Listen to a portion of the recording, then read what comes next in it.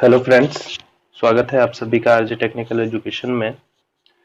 Last class में हमने प्रतिरोधों के संयोजन के बारे में पढ़ा था कि उनको कितने प्रकार से संयोजित किया जा सकता है आपस में। तो आखिरी वीडियो में हमने देख लिया था कि श्रेणी संयोजन और समांतर संयोजन। इसके बाद हम देख लेते हैं एक और प्रकार का संयोजन होता है जिसको हम श्रेणी और समांतर दोनों का कॉम्बिनेशन कहते हैं। तो चलिए देखते हैं कि ये किस प्रकार से होता है। श्रेणी समांतर संयोजन।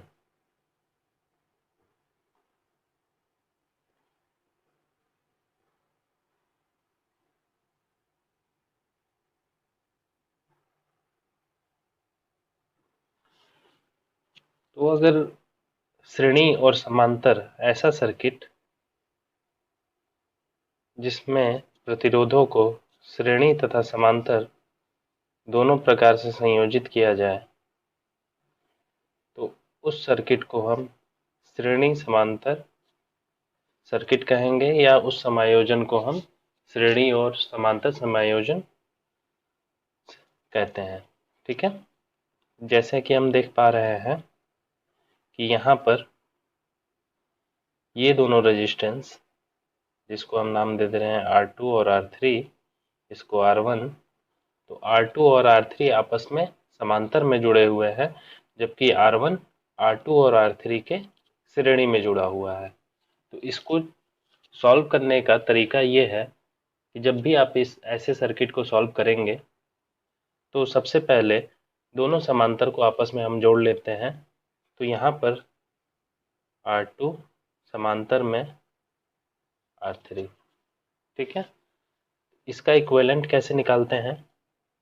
R इक्विवेलेंट बराबर हो जाएगा 1/R2 प्लस 1/R3। ओके, तो ये तो बस निकला इन दोनों का जो कि समांतर में संयोजित है। अब हमें जो श्रेणी में संयोजित प्रतिरोध है उसको भी इसमें जोड़ना है। तो अब हम क्या करेंगे कि R2 समांतर में R3 प्लस R1। ठीक है, तो ये हो जाएगा 1/R2 plus 1/R3 plus R1। Okay, इस प्रकार से हम इस सर्किट का समांतर और श्रेणी सर्किट का संयोजन, संयोजित प्रतिरोध या कुल प्रतिरोध निकाल सकते हैं। क्लियर है? चलिए नेक्स्ट टॉपिक देख लेते हैं, अगला प्रकार कि किस प्रकार से हम जोड़ते हैं प्रतिरोध को। नेक्स्ट है स्टार।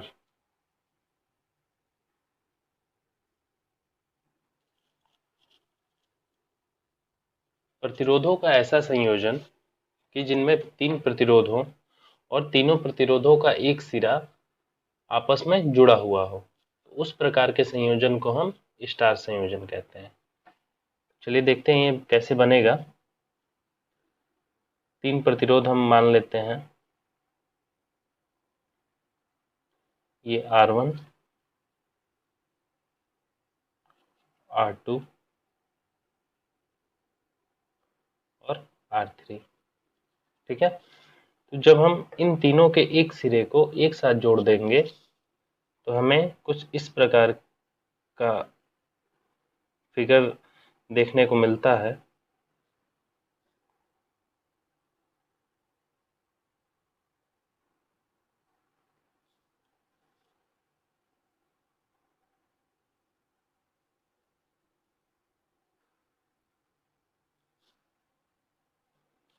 ओके, क्योंकि ये स्टार शेप में होता है इसीलिए हम इसको स्टार संयोजन के नाम से जानते हैं। क्लियर है? तो जब लोड हमारा इस प्रकार से संयोजित होता है तो हम उसे कहते हैं कि हमारा लोड स्टार में संयोजित है। ठीक है, इसमें हमको 3 फेज मिल जाते हैं, 1, 2 और 3।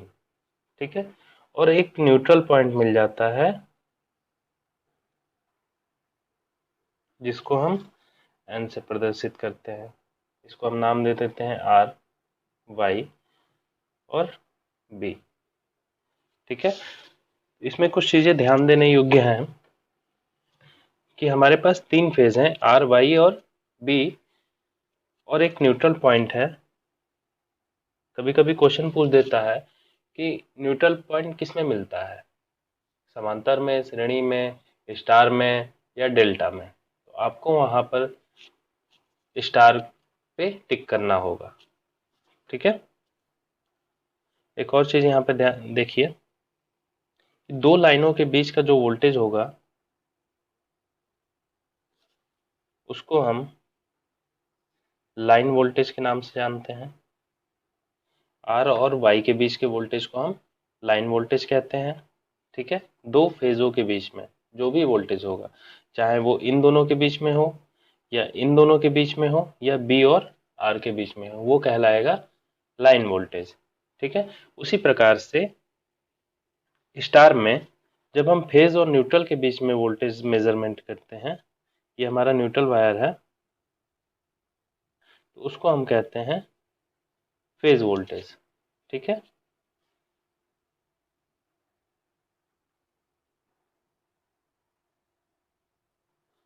और इसको लाइन। इसमें एक संबंध होता है कि लाइन वोल्टेज और फेज वोल्टेज में एक संबंध होता है जिसको हम लाइन वोल्टेज बराबर √3 फेज वोल्टेज, यानी कि स्टार में जो लाइन वोल्टेज होता है वो फेज वोल्टेज का √3 गुना ज्यादा होता है। क्लियर है? और जो लाइन करंट होती है IL, वो लाइन वो फेज करंट के बराबर होती है। ठीक है, लाइन करंट मतलब जो करंट लाइन में फ्लो कर रही है, वही करंट हमारी इस फेज में भी फ्लो करेगी, IL। वही करंट, ये इसी लाइन है हमारा, ये लाइन में जो करंट फ्लो कर रही है वही करंट देखिए इस फेज में भी फ्लो कर रही है। ये हमारा फेज है, यहाँ से हमारी लाइन है। ठीक है, दो लाइनों के बीच में जो वोल्टेज है उसको हम लाइन वोल्टेज कह रहे हैं। दो, देखिए, और लाइन और न्यूट्रल के बीच में जो वोल्टेज है उसको हम फेज वोल्टेज कह रहे हैं। ठीक है, यहाँ पे पावर हम दो तरीके से निकाल सकते हैं। पावर निकालने के लिए हमारे पास दो फार्मूला है, एक V बराबर 3 phase voltage, current, phase current और cos फाई। ठीक है, क्योंकि ये 3 फेज सिस्टम है जो कि AC में होता है, हम इसके बारे में अधिक जब AC चैप्टर पढ़ेंगे तो उसमें पढ़ा जाएगा। तो पावर इसमें निकल जाएगी 3 VP IP cos फाई से। ठीक है, एक और फार्मूला है जो कि लाइन वोल्टेज और लाइन करंट के टर्म्स में है, √3 VL IL cos phi. Okay, तो इतनी चीजें आपको स्टार में ध्यान रखनी है। एक और चीज कि स्टार में हमें एक न्यूट्रल पॉइंट मिलता है, तो इसमें दो प्रकार के सिस्टम आ जाते हैं, एक 3 फेज 3 वायर, एक 3 फेज 4 वायर। ठीक है, तो इतनी चीजें हमें ध्यान में रखनी होती है। क्लियर है? आगे देखते हैं कि डेल्टा का कनेक्शन कैसे किया जाता है।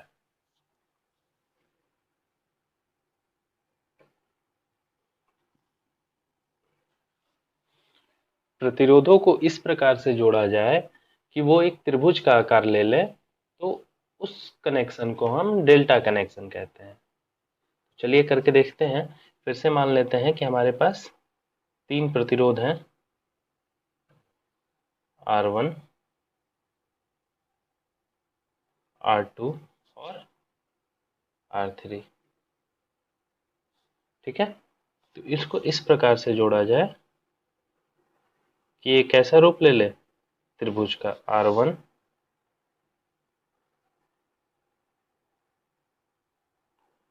R2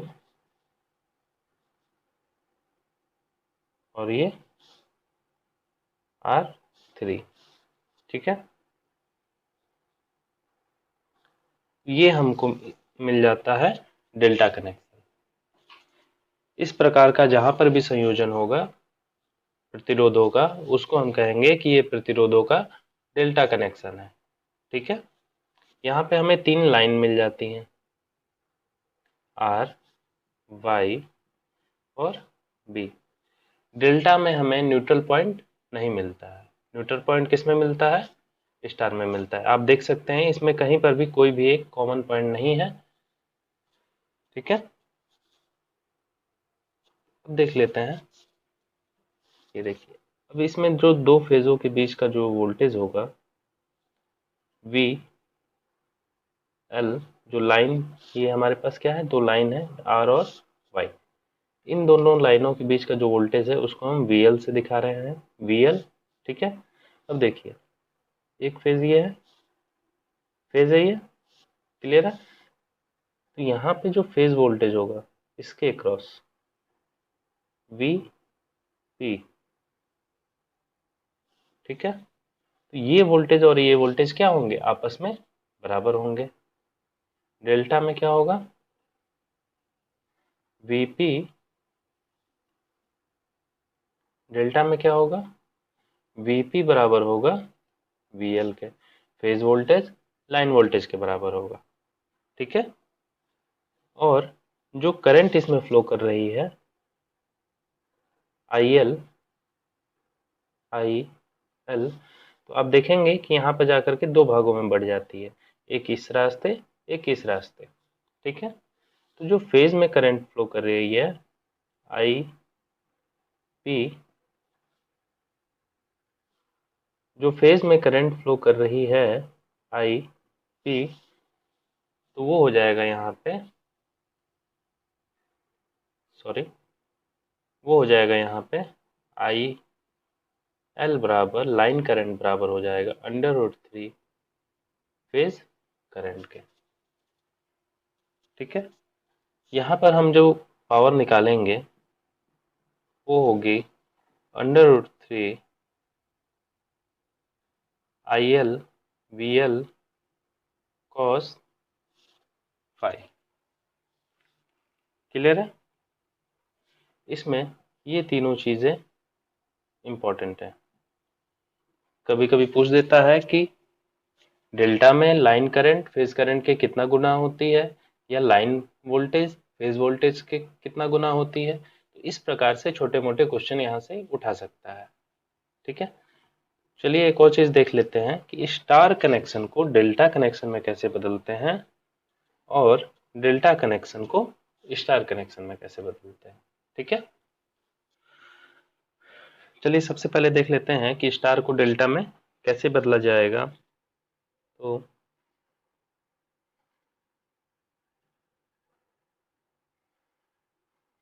star to delta conversion.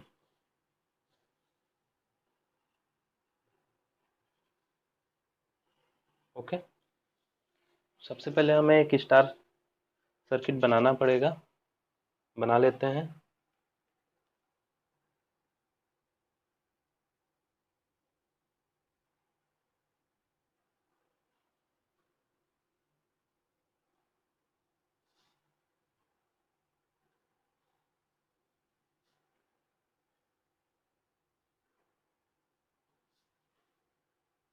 इसको हमने नाम दे दिया आर ए, ये हमारे पास है आर बी और ये हमारे पास है आर सी। ठीक है, तीन प्रतिरोध है जो कि किस में जुड़े हुए हैं, स्टार में जुड़े हुए हैं। अब इसको हमको बदलना है किसमें, डेल्टा में, कि जब ये डेल्टा में जुड़ेंगे तो वो प्रतिरोध क्या हो जाएगा। ठीक है, डेल्टा में बदलने के लिए हमें क्या करना होता है कि इसको आप और आगे बढ़ा लीजिए।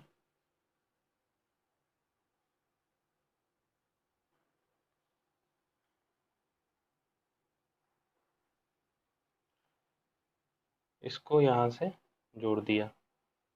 ठीक है, तो देखिए ये किसके किसके बीच में जुड़ा है, सी और बी के, तो ये हो जाएगा आर बी सी। ठीक, उसी प्रकार से इसको यहाँ से मिला दिए। ठीक है, ये देखिए दो प्रतिरोधों के बीच में जुड़ा हुआ है, आर ए और आर बी के, तो ये हो जाएगा आर ए बी। उसी प्रकार से इसको भी जोड़ देंगे, तो ये हो जाएगा आर सी ए। ठीक है, या इसको यूं देखें,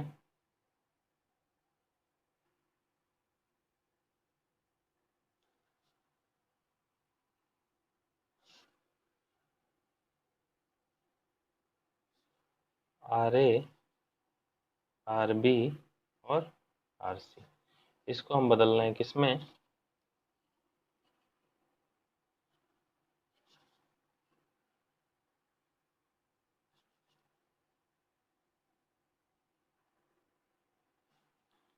आर ए बी,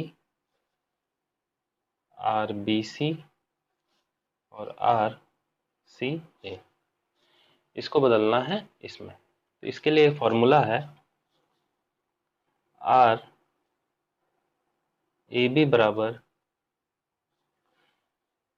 देखिए आर ए बी किसके किसके बीच में जुड़ा हुआ है, आर ए और आर बी के बीच में, तो हम क्या करेंगे, इन दोनों को आपस में जोड़ देंगे, R A plus R B. ठीक है, और इन्हीं दोनों का आपस में गुणा भी कर देंगे, R A into R B. बचा कौन सा प्रतिरोध, आर सी। अब इसको आर सी से भाग दे देंगे, तो ये हमें मिल जाएगा आर ए बी।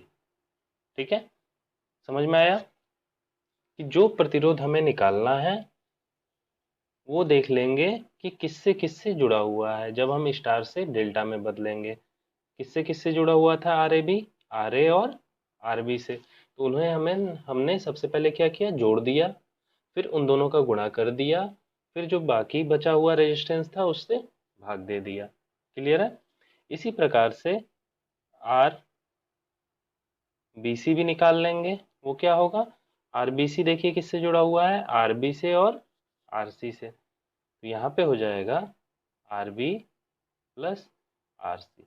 बचा कौन सा रेजिस्टेंस, आर ए। ठीक है, तो यहाँ पे गुणा कर देंगे, R B into R C बटा में आर ए। क्लियर, और ऐसे ही निकाल लेंगे, आर सी ए बराबर हो जाएगा, आर सी ए देखिए जुड़ा हुआ है आर सी से और आर ए से, इन दोनों को जोड़ दीजिए, R C plus R A plus, फिर इन दोनों का गुणा कर दीजिए, R C into R A, और जो प्रतिरोध बच रहा है कौन सा बच रहा है, आर बी बच रहा है, आर बी से भाग दे दीजिए। यहाँ पे बस समझने वाली बात है, इस फॉर्मूले को आपको याद करने की जरूरत नहीं पड़ेगी। जब भी आप स्टार से डेल्टा में बदलेंगे तो यहाँ पर सबसे पहले आप जो स्टार बनाए हैं उसके चारों तरफ डेल्टा बना लीजिए और देख लीजिए कि कौन सा प्रतिरोध, मान लीजिए यहाँ पे आप बना रहे हैं तो यहाँ पे जो प्रतिरोध जुड़ेगा वो किससे किससे जुड़ा हुआ है, आर ए से और आर बी से। ठीक है, तो आर ए और आर बी को आपने जोड़ दिया, फिर उन्हीं दोनों का गुणा कर दिया, बचा हुए रेजिस्टेंस से आपने भाग दे दिया, तो आपको यहाँ पे जो प्रतिरोध लगा हुआ है आर ए बी ये मिल जाएगा। ठीक है, वैसे ही आर बी सी में करना है, वही चीज आर सी ए में करना है। कोई जरूरी नहीं है कि आप इसको आर ए ही मानो, इसको आर बी ही मानो, आप इसको आर सी ही मानो, यहाँ पे कुछ भी न्यूमेरिकल वैल्यू हो सकती है। ठीक है, चलिए आगे देख लेते हैं कि डेल्टा को स्टार में कैसे बदला जाता है। Delta two star conversion.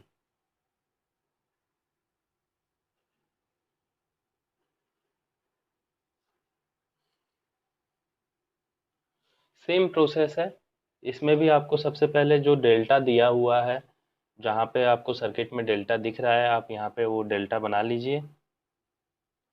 ये हम बना ले रहे हैं।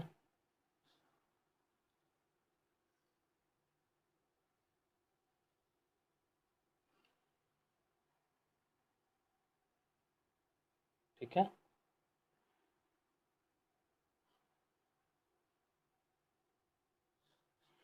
इसको आर ए बी मान लेते हैं, इसको आर बी सी, इसको आर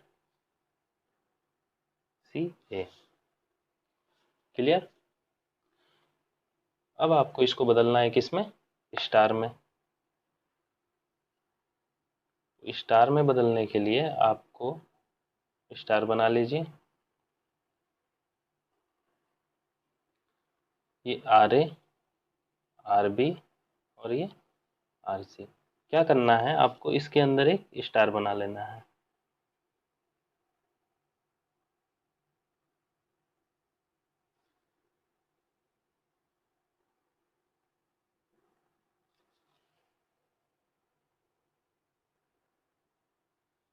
ये R A, R B, R C. ठीक है, इसके लिए फॉर्मूला है आर ए बराबर, अब देखिए आर ए कहाँ पे है, ये रहा हमारा आर ए। ये जुड़ा हुआ किससे किससे है? एक इससे जुड़ा हुआ है, इससे जुड़ा हुआ, देखिए यहाँ पे एक इससे जुड़ा है और एक इससे जुड़ा है। तो हम क्या करेंगे, इन दोनों का गुणा कर देंगे। R A B into R C A. ठीक है, बटा में जो भी प्रतिरोध हैं उन सबको आपस में जोड़ देंगे। R A B plus R B C plus R C A. बहुत ही सिंपल है डेल्टा से स्टार में बदलना। डेल्टा जो आपको दिया हुआ है, जहां पर भी सर्किट में आपको दिख रहा है, आप उसके अंदर एक स्टार बना लीजिए। आप देखिए कि वो ब्रांच किन दो ब्रांचों से जाके जुड़ी हुई है। यहाँ पे हमको आर ए निकालना था, हमने देखा कि ये आर सी ए और आर ए बी से जा करके जुड़ा हुआ है। तो हमने क्या किया, आर सी ए और आर ए बी को आपस में गुणा कर दिया और बटे में जो भी तीनों रेजिस्टेंस थे उनको जोड़ करके भाग दे दिया। ठीक है, इसी प्रकार से हम आर बी भी निकाल लेंगे। ये रहा आर बी। आर बी बराबर होगा, देखिए ये किससे जुड़ा हुआ है, यहाँ पे आर ए बी से और आर बी सी से। ठीक है, यहाँ पे हो जाएगा R A B into R B C बटा में R A B plus R B C plus R C A. ठीक है, इसी प्रकार से निकल जाएगा आर सी। आर सी देख लीजिए किससे किससे जुड़ा हुआ है, आर सी ए से और आर बी सी से। ठीक है, तो R C A into R B C बटा में R A B plus R B C plus R C A. ठीक है, जब हम सर्किट सॉल्व करेंगे, डीसी सर्किट पढ़ेंगे, उसमें इन दोनों फार्मूलों का डेल्टा से स्टार में बदलने वाला या स्टार से डेल्टा में बदलने वाले फार्मूलों का प्रयोग होगा। ठीक है, अगर कोई वैसा सर्किट हमारे सामने आ जाता है तो आपको इन फार्मूलों को ध्यान में रखना है, और स्टार कनेक्शन में क्या क्या चीज़ें होती हैं और डेल्टा कनेक्शन में क्या क्या चीज़ें होती हैं, वो सारी चीज़ों का भी ध्यान रखना है, जो कि हम इसी सर्किट में भी एक बार फिर से पढ़ेंगे। ठीक है, तो आज के लिए बस इतना ही। Thank you.